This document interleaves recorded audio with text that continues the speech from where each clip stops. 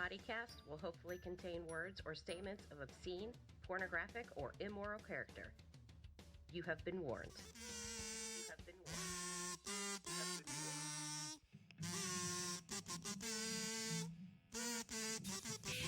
been warned. 1, 2, 3. Welcome back. Welcome back. Welcome back to the Potty Mouth Records podcast. Welcome back. Yeah, welcome back. Welcome back to the Potty Mouth Records podcast. Rootin' tootin' spewers of poop. Episode 91. Bum, bum, bum. I don't know what song we're going to play, but I felt so happy last week when our podcast got loaded to YouTube because we got flagged. We did? For what? Because our cut of the Love Vote theme was so awesome that we copyright infringed, and it made me happy. Really? Yes, but it said it wouldn't hurt us.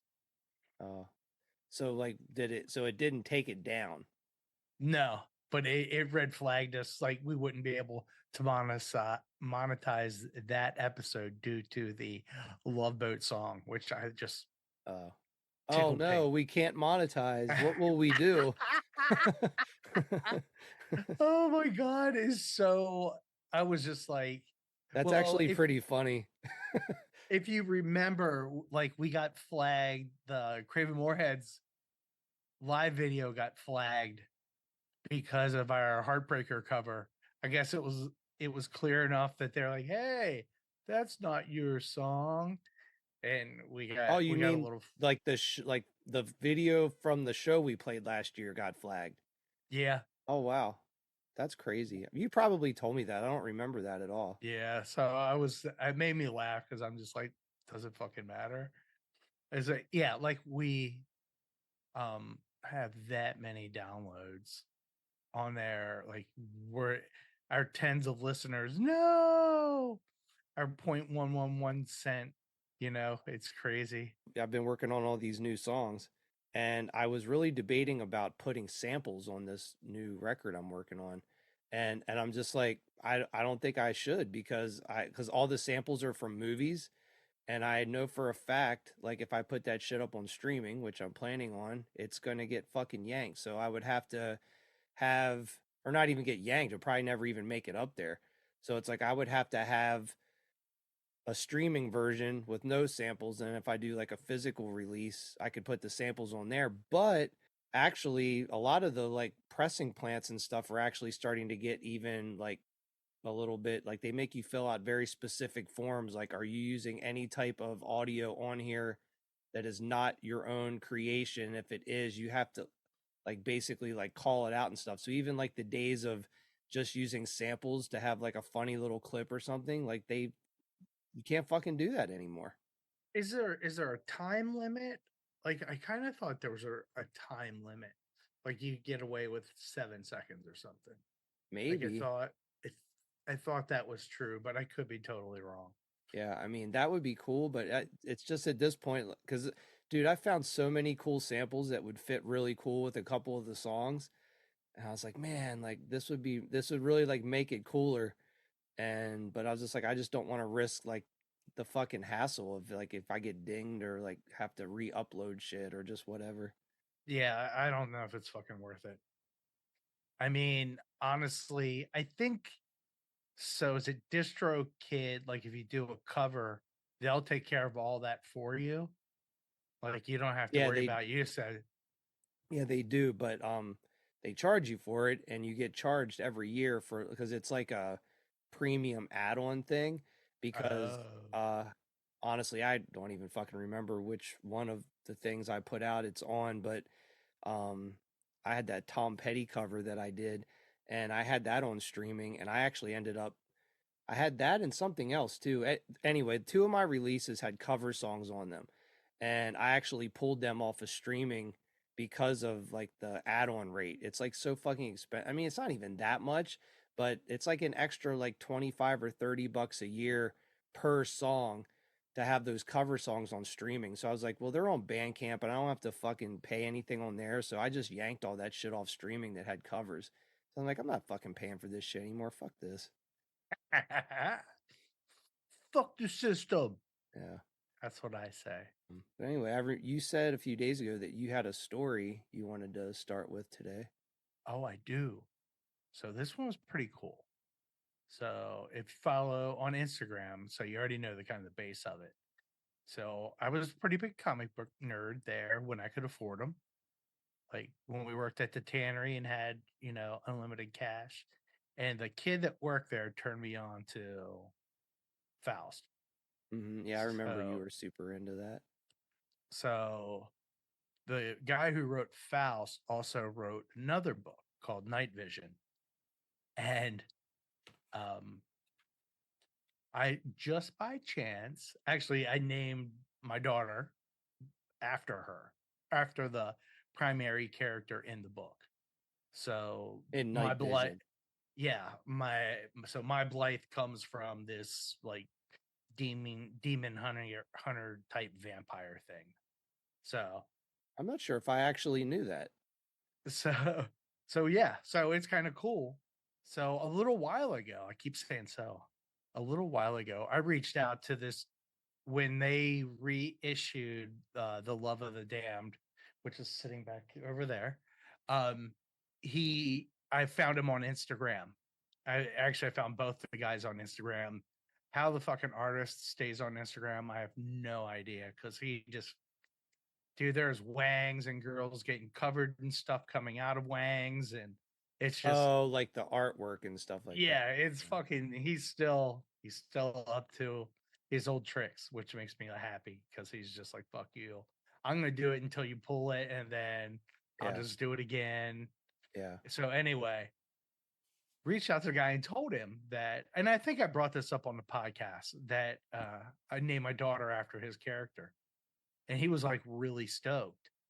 So by chance, they were actually signing in Annapolis this week or last weekend.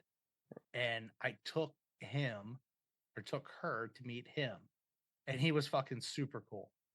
Like, don't mind me if I look like I'm in a daze half the time. It's like my hearing's fucking blown because I was in like punk rock bands when I was a kid. Oh yeah. Like, oh my God. I was like, yeah. I was like, we're in the same boat. And so we started talking back and forth. I didn't ask him what bands he was in. I'm going to do that eventually. But he signed a bunch of shit for us. We bought some books from him because felt like we should. I mean, I brought what I wanted because he wasn't pushing Night Vision at all. Like, Faust is the big thing right now, and he's got a new book coming out.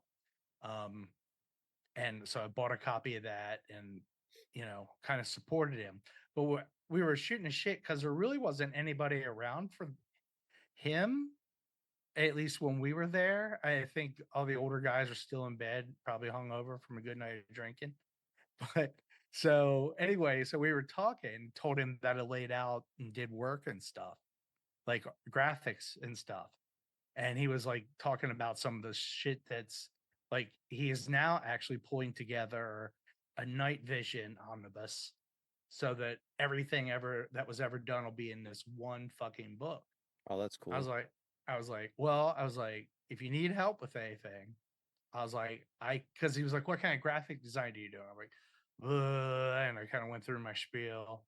And I was like, but if you need help with anything, like something stupid, let me know. I was like, I can sit and clean this stuff up. I was like, I'd be more than fucking happy to do that. So I actually ended up Instagramming him again and saying, hey, it was just, you were so fucking cool. Because he was talking about how nice we were down in Maryland. I'm like, what the fuck are you talking about? I was like, I don't think anybody has ever said that the people of Maryland are uber nice. Where's he from? He's from New York. Okay. Like the city or like I think he's from New York City. Like because he made reference to because the ships are in this weekend for the harbor, and he was like, well, they do that up on the Hudson too, and he was making reference. So I didn't like pry on where, but I think he's on the outskirts of New York City. And and how old is this guy? dude, he's got to be our age, maybe a little bit older. Probably not, maybe 5 or 6 years older. And I'm sorry, what's his name? Did you say his name? No, his name is David Quinn. David Quinn. Okay. Yeah. So, like I said, is he wrote Faust, he wrote Night Vision. He's got a new one, which I cannot think of the name of off the top of my head, and the book's on my dining room table because who So the he fuck was like uses it? young when he wrote that shit, Yeah, yeah, like yeah. 20, early 20s or something. or he was, actually, yeah, probably, or actually, probably a little bit older because, like, I didn't get into comics till I was out of high school because I couldn't fucking afford them. Yeah. God bless the tannery. Tannery allows you to have bad habits, and that's probably it was downfall as well. Yeah. But so anyway, he reached back. I reached out to him, gave him my email address, and fucking next day he emailed me. He was like, "Dude, if you want to help, be very happy to have you help." Wow. He's like, and he sent me a fucking WeTransfer link of all the pages already. I'm like, oh, I was like, shit's real now. Damn, that's So it's really cool. really fucking cool. Yeah. So I might actually get credit in the book for working on it. You're just kind of doing it for free just to like kind of get in with him kind of thing, or is he paying you or I said I would do it for free, but he is going to give me product. okay. I don't know what I guess is, you know what, as long as I get the Kickstarter book that's signed by Hannibal King and him, I'll be stoked. I like offered to scan the shit for him because I have the set somewhere. I just don't know where it's at right now. Mm-hmm. I just pulled it to scan it and then got weak knees because I didn't want to rip staples out of it. Oh yeah. Because I'm like, I'm a nerd, but I'm not that big of a nerd. But then I'm like, yeah, I am. Yeah, I don't want to pull that out. And so because Blake's like, I'd like to read the series. I'm like, I don't remember where I put them off the top of my head. They might be sitting over there now that I'm thinking about it. Is there some type of like deadline that you have to have what you're doing for him finished by, or is it just kind of whenever? Well, so I was like, so this is going to be really important. Is I am a deadline driven person. I was like, if you don't give me a deadline, it's not going to get done. Yeah. I was like, I'll work on it, but it won't. It'll always kind of like, I got time because nobody's expecting it. So yeah, he's like first of the year, and I was like, yeah, that's not the deadline I was looking for. So I'm gonna actually have to set some internal deadlines and like try to do like what do you want to say, an issue like a week or every 2 weeks. Yeah. So anyway, I'm stoked on that story. That's actually really, really cool. Like I'm stoked for you. And yeah, I just love that kind of shit when you really look up to someone's art or music or whatever, and then you actually get the opportunity to sort of like be a part of it somehow, like just through staying vigilant to being a fan or whatever. Yeah, and it's weird is I'm like I was kind of blown away. It was just one of those things, and I don't do that shit like hey, this is what I do. It's like it's not. Amanda's awesome because she's a huge supporter, and she is okay with saying, hey, we're graphics people. This is what we do. Blah blah blah. And I was like, that doesn't roll off my tongue too often. So she kind of, I think, got the ball rolling, but it was really cool because I was like, can I get a picture with you and her? And he's like, yeah, but you need to use my phone too. So it was cool. But the shop itself was fucking amazing. Like we're actually planning like a day trip to go back That's cool. because the comic Actually book like look stores, around. yeah, because the comic book store is huge. And for as big as the comic book store was, there was two other stores associated with it, which was a um, vinyl DVD. I think they might have had some VHSs, but it was like vinyl DVD and some books. And then they had another complete like game store for like role playing games and all kinds of different shit. It Yeah. was ridiculous. And like we had made plans with Amanda's parents to go and have lunch with them just because we don't see them that often, and we were going to be in the neighborhood, or at least 15 minutes away. So we kind of set a time up. So we were working against that wall. But the place was fucking awesome. People who worked in the stores were fucking amazing. They weren't the fucking douchebags that when you hate going into the record store because they're all arrogant fucks. Mm-hmm. And Yeah. it's like, yeah, I don't want to talk to you. You don't want to talk to me. It's a really cool situation. They were fucking giddy, all of them. Like the girl who the first girl we met like at in the comic store, it was like blah blah blah blah, blah like spieling us all the way. I was like, wow. And it's like, but everybody was like that. It wasn't just her. Like next door we went into, they were all like super nice. It actually seemed like they enjoyed being there. Well, what's the name of the store? Give them a plug. Oh, it's a Third Eye Comics in Annapolis. I don't know about the rest of them, but the fucking mothership, that place is awesome.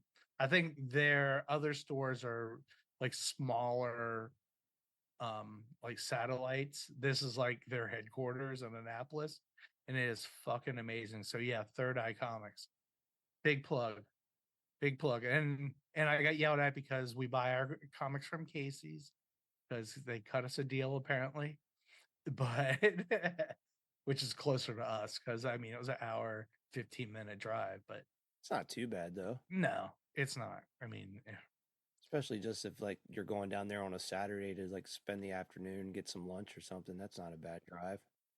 no, it definitely wasn't bad. Yeah, we had a good time. All right. Well, we have a new Taster's Choice episode headed your way today. Insert music. Yeah. Insert cool sample. I think you know everyone except. We've already met. We share the same taste in coffee. Savor the sophisticated taste of Taster's Choice. Are you always this late? I won't be tomorrow. This week, I had picked something for Curtis. It was his turn to listen. The release that I picked out for him is Paul Leary, The History of Dogs. And if you don't know, Paul Leary is the guitar player of the Butthole Surfers. And he has he has 2 solo records out now. This one that Curtis listened to is from 91. And he actually released his second one in 2021. So it was like a 30-year difference between the release of his solo albums. But anyway, there's kind of an interesting story about this release from my end. When I was really getting into the Butthole Surfers and they were just being unveiled to me, and I just went down the rabbit hole of just buying all their stuff and really being immersed in everything that they did. I mean, back then, this is pre-internet and stuff. So in order to find out information about bands you were into, you either had to rely on like them hoping to pop up in some type of like fanzine or magazine, or you tried to get as much information from the liner notes as you could to sort of like go off on your own path to research and stuff. And I was familiar with all the members' names of the band. And I was in some store in the mall. This was probably 94-ish, I would say. 93, 94 maybe. And I'm pretty sure this was probably Camelot, because Camelot had like a really cool cutout bin. And I remember going through the cutout bin, and I remember seeing a cassette. And on the spine of the cassette, it said Paul Leary, The History of Dogs. And I was like, whoa. It's like, I wonder if that's like actually the guitar player of the Butthole Surfers. So I picked it out, and like based on the artwork and stuff, I was like, this has got to be him.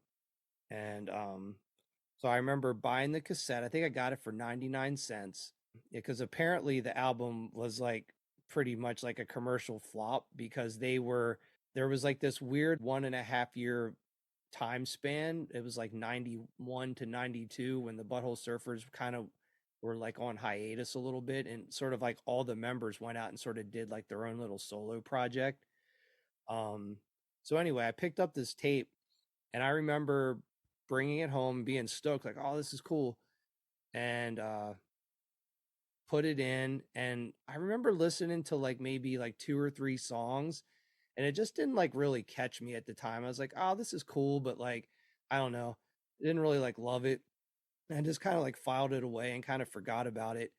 And then I don't know, maybe about 5 years ago, I was down in my storage and I was kind of like going through some old tapes, just seeing if there's anything I wanted to maybe get rid of, sell off or something.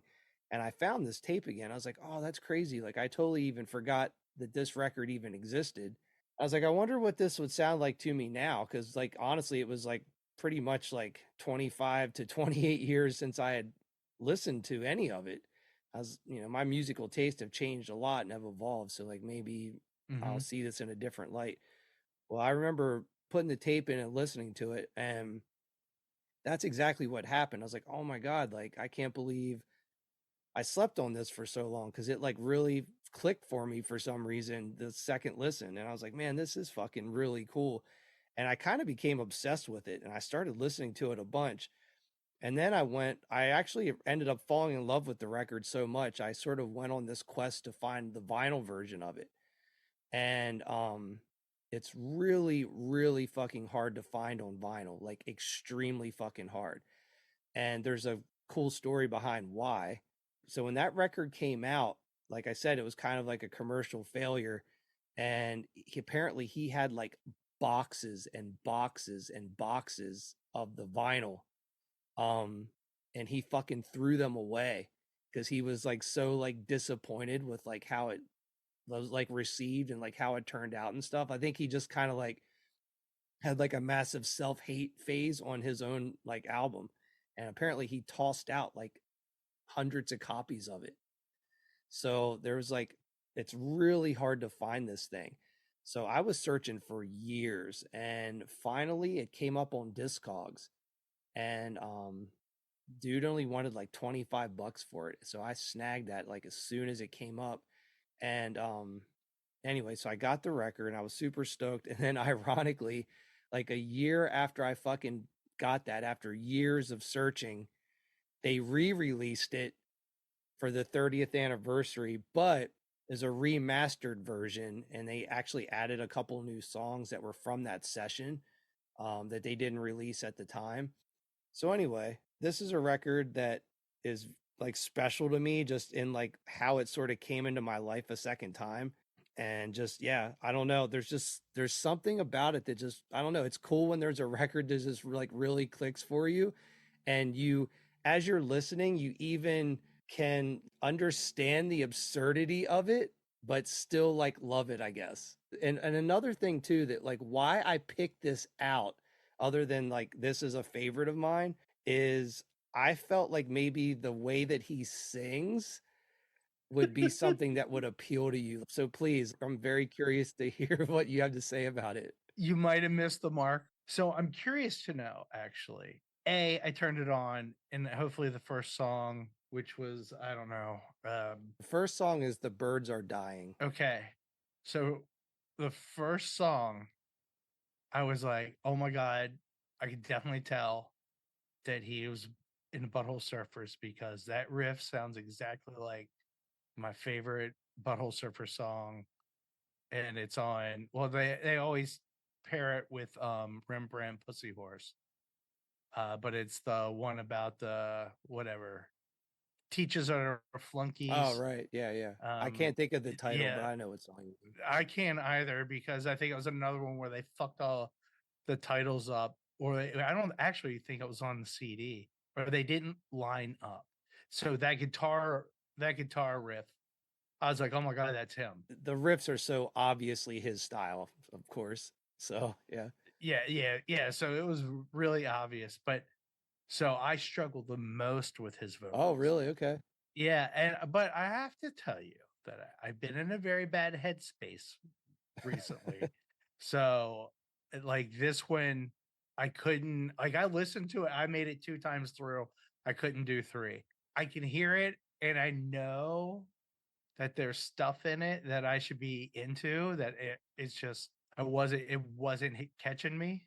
Like, so my favorite song, I'm hoping, was actually on the fucking record, was The Adventures of PP Yeah. Sailor was the highlight of the record. So that's actually from his second record. Well, it is on this revisited version Gotcha.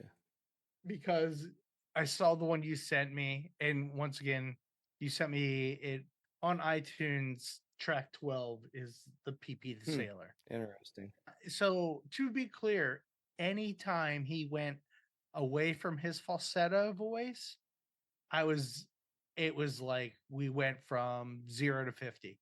Like I was way more into it, but like the first 4 or 5 songs, I was just like once again, I was in a bad headspace, but I'm like, that motherfucker. I was like, this is a payback for the Cats and Jammer, and I'm cool with No, that. I wasn't even sending it as a payback at all, but now I'm glad that it is. No, it's awesome. No, and like I said, it's really, I think 90% of it's me, like just my headspace. Like I told like Blythe and I were riding home, I was like, yeah, it's just this is not where I'm at right now in my fucking thought process. And I felt bad because I'm like, dude, I know that Jonathan's waiting on this record. And I was like, I don't want to shit on it. No, I'll shit on And it. I'm not shitting on it. It just, because I'm like, I listened to it and the second time through, I'm like really sitting there going, this is all stuff I should be liking. Yeah. But it just, like I said, I feel I'm more at fault than the record is. To be fair, those vocals are weird as fuck. Like it's obvious that he is not a great singer and he uses the vocoder and like different effects to make his voice kind of sound a certain way. I think what it is like he knows he's not a great singer, so he just like leaned harder into it. If you don't have the love for the Butthole Surfers and don't have that Butthole Surfers connection before listening to this is probably a record that most people would fucking hate. This record is really a way to see like the headspace he was in riff wise and why Independent Worm Saloon sounded like how it sounded, because that came out in 93 and that was like that was their first major label record. And it's like you can really hear where it was headed. Like if you listen to all their solo records from that 91 92 phase, if you combine them all together, it sort of makes Independent Worm Saloon in a way. It was almost like they were all doing their own little warm-up routine to come back together to make that album in 93. So like it's really cool. So and you were dead on in saying like I could hear the parts. Like that was it. Like I said, is like I want to call it the Tornado song or something like that. I don't think that's it, but or the Seafaring. No, that's not it either. I don't know. Anyway, you could hear that vibe. So I knew where I was when it started. Like it totally was like, okay, this is where it is. But I think maybe what you said might have been really key is the fact that he went hard into the vocals, knowing that they weren't that good. And then all of a sudden he come in with this weird ass fucking effect that was like all over the vocals. I'm like, I was like, why did we have to do that? Like it was like they were hitting points where I'm like, I don't know why that was there unless it was trying to mask something. Yeah. And then you saying that makes it sound like that was definitely the intent, was to mask or hide something. Is a high falsetto I couldn't deal with, especially like I said, I got my eyes closed thinking about it because it hurts. It is seriously like he tried to make like a satirical hair metal album. I might be one of the very few people who's ever heard this record that like totally gets what he was trying to do with this.